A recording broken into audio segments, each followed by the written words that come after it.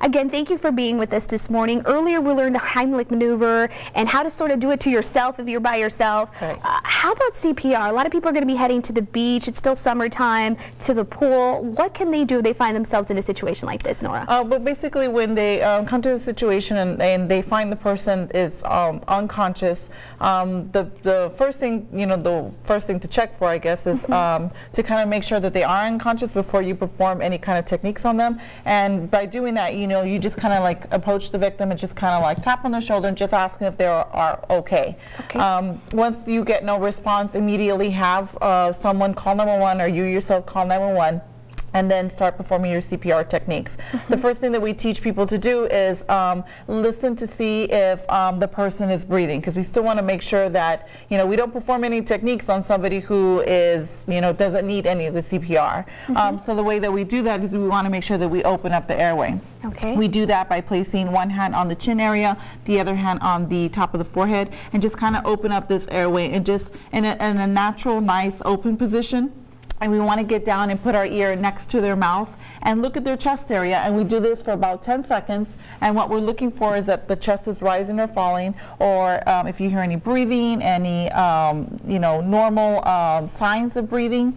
If you hear like gurgling, kind of gasping for breath, that's not normal breathing, so we want to consider that as somebody who is in distress.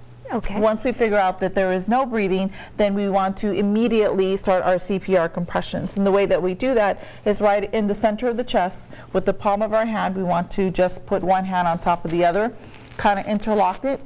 And for an adult and for a child, we want to push about 2 inches deep into the chest area, and we're going to do this about 30 times.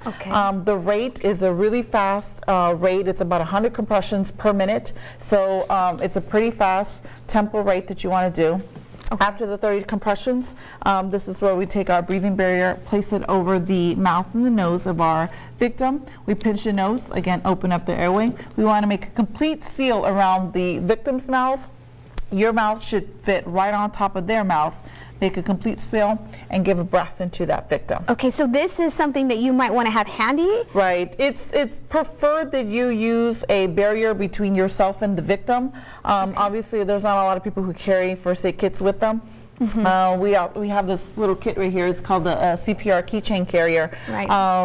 In case of emergencies, not all the time do they have their first aid kits if they're carrying around with them, but most of the time a lot of people carry their keychains, their car keys with them. So that has a breathing barrier in it. Is it safe to do it without it though? It definitely is, yes. The risk of disease transmission is extremely low, so it's just a barrier between yourself and the victim.